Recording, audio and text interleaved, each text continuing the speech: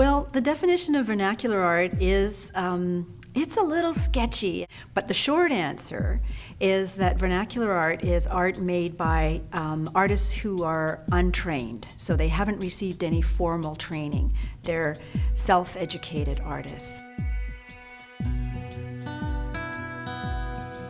I think in some cases, some of them wouldn't have considered themselves artists. They were just individuals that were driven to express themselves or to make things that their children could use as toys or that they could have in their homes. Vernacular art relates to a strong sense of place, and in fact the word vernacular in architecture and in linguistics, that's closer to its meaning, is a sense of place, something that's particular to a sense of place. So obviously here it's the prairies. People like Fred Moulding, he started making small models of horses and threshing machines, and he tried to make them as accurate as possible. So even though they were small and toy-like, they actually would have all the parts that, you know, a threshing machine would actually have. I think he saw it as a way of capturing the history of the province.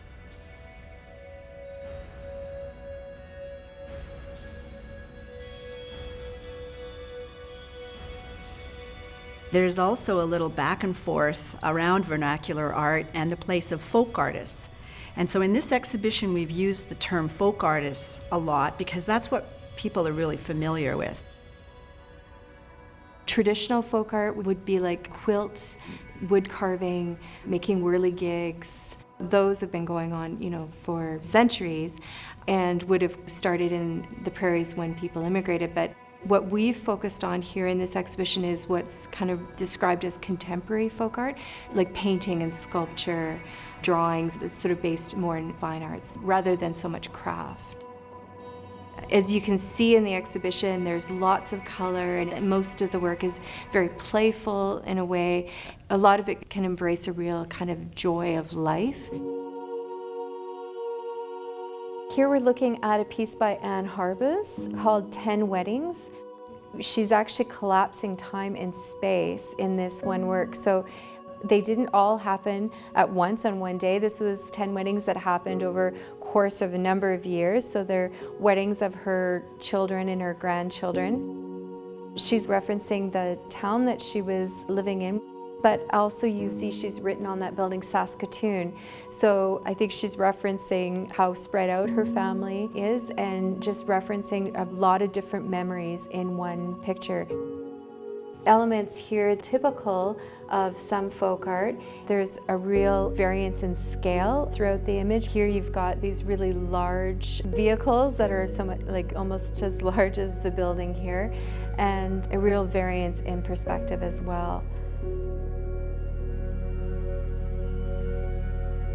Some of the artists in this exhibition started making art in the 1920s. I mean, there's a few who were making art starting as children, but as adults, probably the earliest would be the 1920s, and I think full power kind of thing in the 40s and 50s in terms of the historical artists.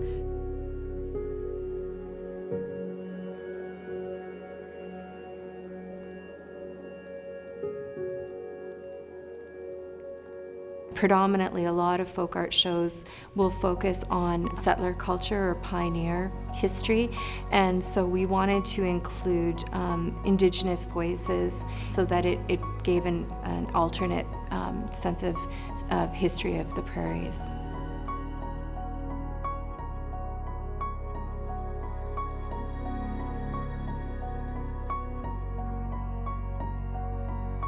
What motivated a lot of folk artists to do is capture their memories and stories of life growing up. And so this is life growing up on Red Pheasant Reserve. And the interesting thing is he's created it like a various collage of images all in one canvas, where you can see multiple perspectives of life, both indoors and outdoors, and winter and in summer. Alan Sapp is an Indigenous artist from Red Pheasant First Nation. I don't know if he's always been regarded as a folk artist. He was self-taught, so he definitely fits into the parameters of this exhibition, and they're really lovely visual narratives of life on a First Nation.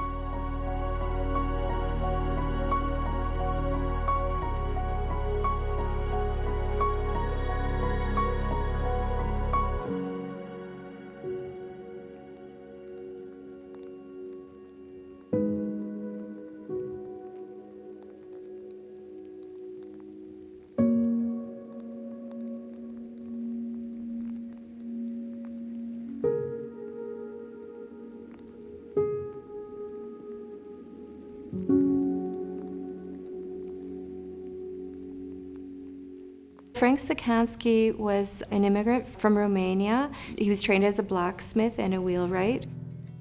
After he retired, he started painting memories of the Depression years, like trying to establish himself here and the hardships that he saw. So he's got paintings of people abandoning their farms and fields covered in grasshoppers and dead horses and cattle lying out in the fields. He actually incorporated text, which is really fascinating. So he would write on some of his canvases, "Please give me water or I'll die," to reference how the wells had run dry during the Depression. There's sort of a rawness to his work. There's also sort of an element of abstraction. Things are simplified. You've got things with heavy outlines. The way the paint is applied is just it's very loose, it's very gestural, almost like he's just trying to create a visual story. My dad was a great storyteller. And when he told stories, he always drew a picture, being chased by the wolves in the Carpathian Mountains, for example. He kept a whole book of every project that he did. His memory was so sharp, even in his 80s. You know, he said, I built a house for so-and-so for $200, paid me not a nickel, crook. You know, and he'd draw a picture of him, you know, and crook written in big letters on the paper, you know. We were a family of makers. My dad was always working and making and creating things. Every house we ever lived in, he built. I worked with him in his shop, so I was always using my hands. He would do things like nail a piece of board on a sawhorse and then mark it off with a pencil and then give me a little saw. And then he told me, now you cut each of these off. And I'd be maybe 8 or 9 years old. So I'm cutting away until I cut them all off. And then he picked them up and he said, now what are you going to do with them? And I said, I'll make a birdhouse.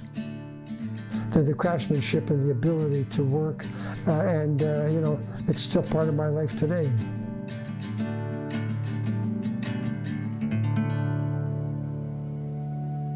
Earlier vernacular artists had a strong connection, primarily through Regina, to artists like David Thauberger and Joe Fafard, Vic Cicansky, Russell Uristy, and almost in a way legitimized those artists' sense of how important a sense of place is. Here we're looking at a painting by Eva Dennis. It's based on her memory of teaching at a one-room schoolhouse near Old Wives Lake. This is a great example of basically sourcing their own memories, trying to capture a point in time that's not forgotten. What's interesting here, you can see that she's really pushed the schoolhouse forward again in the picture plane and simplified the form of it so that it looks quite flattened. And this is, again, an approach that you would see in work like David Thauberger.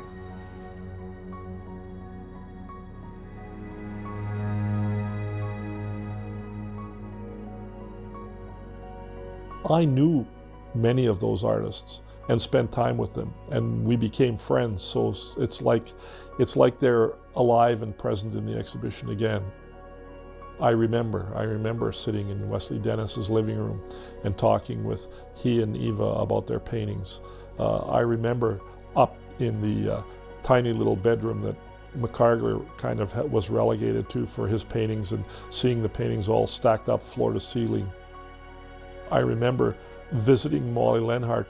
She worked in a small convenience store in the back in a little room. She again would paint because they kept the store open late at night for the railway workers who would come in and want tobacco and milk and bread and so forth. And so those long winter nights when not much was going on and it was 30 below, she would be back there painting, right? And all these things will sort of come flooding back to you when you see pictures that you, again, haven't seen in years.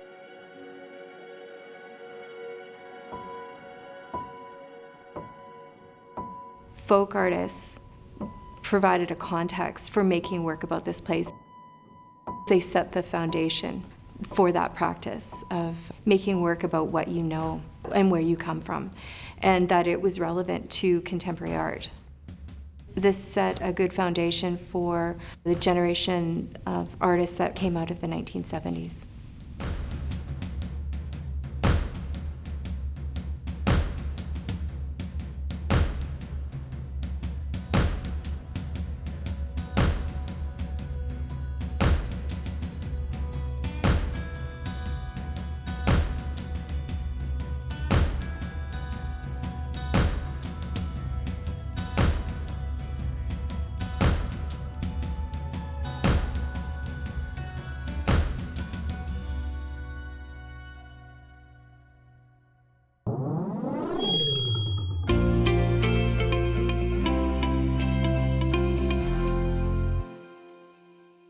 If you have program ideas that you'd like to see on maxTV Local On Demand, write us at max.local@sasktel.com.